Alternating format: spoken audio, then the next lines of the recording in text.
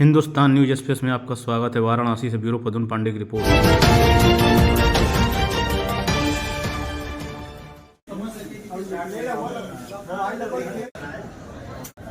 सब लोग पार्टी करते हैं 31 तारीख 31 और 1 दोनों लोगों ने देखा होगा 31 तारीख को विशेष अवसर होते हैं।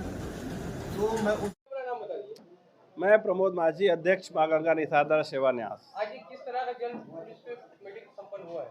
आज यहाँ पर मीटिंग का मूल उद्देश्य था 31 दिसंबर और 1 जनवरी को होने वाले भीड़ को देखते हुए हम कैसे सुरक्षित नौकायन कराएं, उस पर हमारे लोगों की यहाँ पर चर्चा हुई है।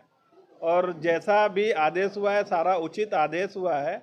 उसमें कुछ टाइमिंग बताया गया है और कैसे हम लोगों को सुरक्षित नौकायन कराएं, उसमें कुछ नियम कानून है जो कि बहुत ही जायज़ है, जिसको हमें भी मानना पड़ेगा और लोगों से भी मनवाना पड़ेगा। क्योंकि हम जब नौकायन करा रहे हैं तो हमको विशेष ये ध्यान देना है कि हमारे नाव में चढ़ने वाला यात्री कहीं मदिरा पान तो नहीं किया है।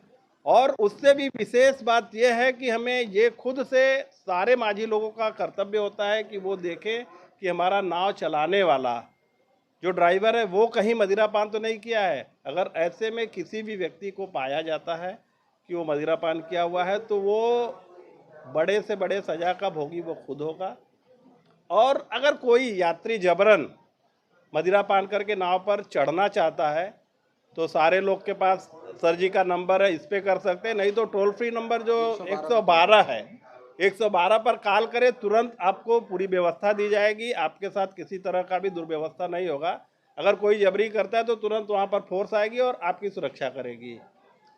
बातें यहाँ तक ये है कि देखिए, हम सिर्फ ये 31 और 1 तारीख की बात नहीं करते। जहाँ तक लाइफ जैकेट सुरक्षा का एक मूल अंग है, तो ये किसी भी दिन मेरा सारे अपने माझी भाइयों से आग्रह है कि किसी भी दिन बिना लाइफ जैकेट का नौकायन न कराएं, क्योंकि लोगों का जीवन सबसे ज़्यादा महत्वपूर्ण है।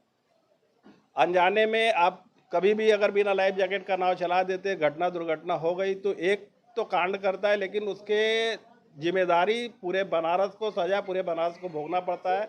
तो कतई आप बिना लाइफ जैकेट का नाव न चलाएं। किस तरह का व्यवस्था रहेगी? भीड़ को देखते हुए हम लोगों ने यह मन बनाया है, शासन के लोग, प्रशासन के लोग और हमारे नाविक समाज के लोगों ने यह मन बनाया है कि किसी भी दशा में शाम 5 बजे तक हम लोग, जो उस पार में भीड़ बहुत ज़्यादा हो जाती है, किसी भी दशा में 5 बजे उस पार के रेत को छोड़ के हम लोग इस पार चले आएंगे। और उस दिन रात को कोई भी पार्टी वार्टी नाव पे नहीं होगी, रात क्या दिन में भी, क्योंकि जब पार्टियां होती है तो पार्टियां बहुत अपना अलग अलग रूप ले लेती है।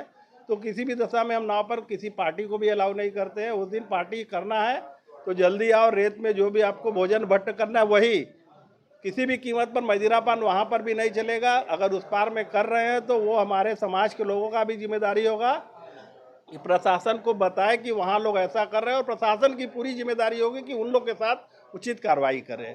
इन सारी चीज़ों को लेकर हम लोगों ने यहाँ पर मीटिंग किया और अंदर तक जाते हुए, क्योंकि आए दिन यहाँ पर हो रहे भीड़ को देखते हुए हम लोगों ने समाज की तरफ से प्रभारी जी से एक गुजारिश की है कि आरती की संख्या बढ़ाई जाए। क्योंकि आए दिन हजारों की संख्या में यहाँ नावें इकट्ठी हो जाती है और जब यहाँ से नाव चलती है तो आपस में वो रेस जैसा एक मिजाज बन जाता है। उस पर भी अंकुश लगाने के लिए हम लोगों ने ये एक अपना सोच रखा है कि जाते समय लोग धीरे धीरे चलाएं। और अगर संभवतः एक आरती और नमो घाट पे तो बहुत दूर हो जाता है, अगर यहाँ बगल में कॉरिडोर बना है वहाँ पर एक नई आरती, बढ़िया आरती शुरू हो जाए तो शायद इस भीड़ को हम लोग कम कर पाएंगे। उसका भी हम लोगों ने सर जी से एक गुजारिश की है कि इसको भी एक बढ़ाया जाए। बाकी नियम जो है रोज़ की तरह ही है, जैसा हम चलाते हैं उस दिन।